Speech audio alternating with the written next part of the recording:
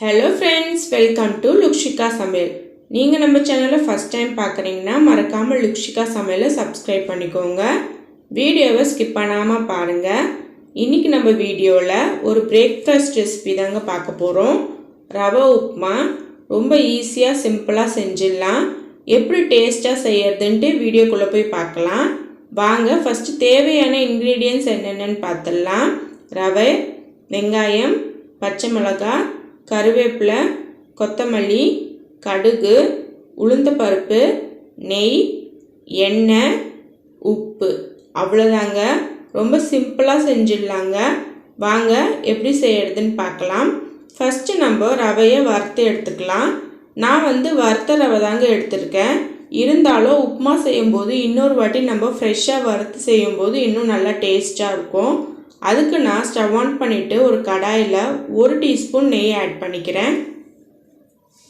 நெய் ஆட் பண்ணிவிட்டு இதில் 1 கிளாஸ் ரவை ஆட் பண்ணிக்கிறேங்க. இது 200 கிராம். ரவையை ஆட் பண்ணிவிட்டு ஸ்டவ்வை மீடியம் ஃப்ளேமில் வச்சுக்கோங்க. ஒரு 5 நிமிஷம் நம்ம ரவையை வறுத்து எடுத்துக்கலாம்.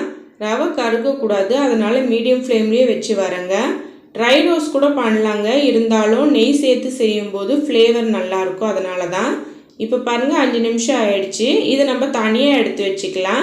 இப்போ நம்ம ரவை உப்புமா செய்ய ஸ்டார்ட் பண்ணிடலாம். அதுக்கு ஸ்டவ் ஆன் பண்ணிவிட்டு ஒரு கடாயை எடுத்துக்கலாம். அதில் 3 டீஸ்பூன் எண்ணெய் ஆட் பண்ணிக்கலாம். இப்போ பாருங்கள் எண்ணெய் ஆட் பண்ணியாச்சு. 1/2 ஸ்பூன் கடுகு சேர்த்துக்கலாம். கடுகு நல்லா பொரிஞ்சு வரட்டும். இப்போ நம்ம 1 டேபிள் ஸ்பூன் உளுந்து சேர்த்துக்கலாம். 1 டேபிள் ஸ்பூன் கடலைப்பருப்பு சேர்த்துக்கலாங்க. பருப்பு கொஞ்சம் அதிகமாக சேர்த்து செஞ்சால் சாப்பிடும்போது நல்லா டேஸ்ட்டாக இருக்கும். இது நல்லா ரோஸ்ட் பண்ணி எடுத்துக்கலாம். பாருங்கள் கலர் நல்லா சேஞ்ச் ஆகிருக்கு. இப்போ இதில் ஒரு பெரிய சைஸ் வெங்காயம் நான் கட் பண்ணி எடுத்திருக்கேன், அதை ஆட் பண்ணிக்கலாம். ஆட் பண்ணிவிட்டு நல்லா வதங்க விட்டுடலாம். கலர் சேஞ்ச் ஆகணுன்ட்டு இல்லைங்க, வெங்காயம் சாஃப்டானால் போதும். இப்போ இதில் 3 பச்சை மிளகாய் இந்த மாதிரி கட் பண்ணி வச்சுருக்கேன், அதையே ஆட் பண்ணிக்கலாம். கொஞ்சமாக கருவேப்பிலை ஆட் பண்ணிக்கலாம். கொஞ்சமாக நறுக்கிய கொத்தமல்லி ஆட் பண்ணிக்கலாம். இது எல்லாத்தையும் சேர்த்துட்டு ஒரு வாட்டி நல்லா கலந்து விட்டுக்கலாம். இது எல்லாமே நல்லா வதங்கி வரட்டுங்க. இப்போ பாருங்கள் எல்லாமே நல்லா வதங்கி வந்திருக்கு. இப்போ இதில் நம்ம உப்பு ஆட் பண்ணோங்க. நான் 1 ஸ்பூன் உப்பு ஆட் பண்ணிக்கிறேன். உப்பு ஆட் பண்ணிவிட்டு ஒரு வாட்டி நல்லா கலந்து விட்டுக்கோங்க. கலந்து விட்டுட்டு இப்போ இதில் நம்ம தண்ணி ஆட் பண்ணணும். நான் 1 கிளாஸ் ரவை எடுத்திருக்கேன். 1 கிளாஸ் ரவைக்கு 2 கிளாஸ் தண்ணி கரெக்டாக இருக்குங்க.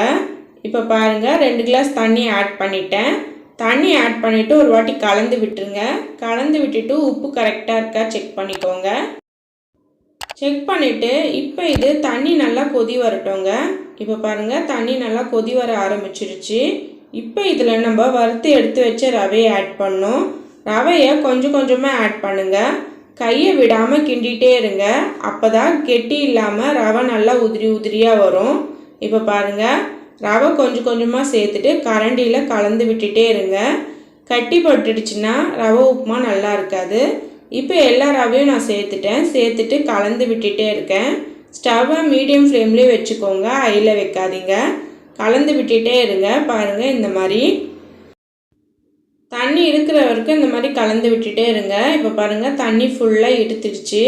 இப்போ இதை ஒரு வாட்டி நல்லா கலந்து விட்டுட்டு ஸ்டவ்வை லோ ஃப்ளேமில் வச்சுட்டு ஒரு 5 நிமிஷம் உப்புமாவை அப்படியே விட்டுருங்க, நல்லா வெந்து வரட்டும்.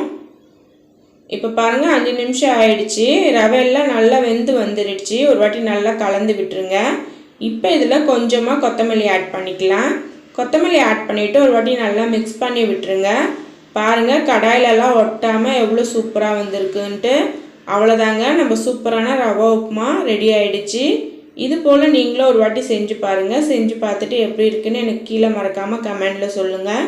இந்த வீடியோ உங்களுக்கு பிடிச்சிருந்தா லைக் பண்ணுங்கள், ஷேர் பண்ணுங்கள். மறக்காமல் lukshigasamayalக்கு சப்ஸ்கிரைப் பண்ணிக்கோங்க. தேங்க்யூ. தேங்க்ஸ் ஃபார் வாட்சிங்.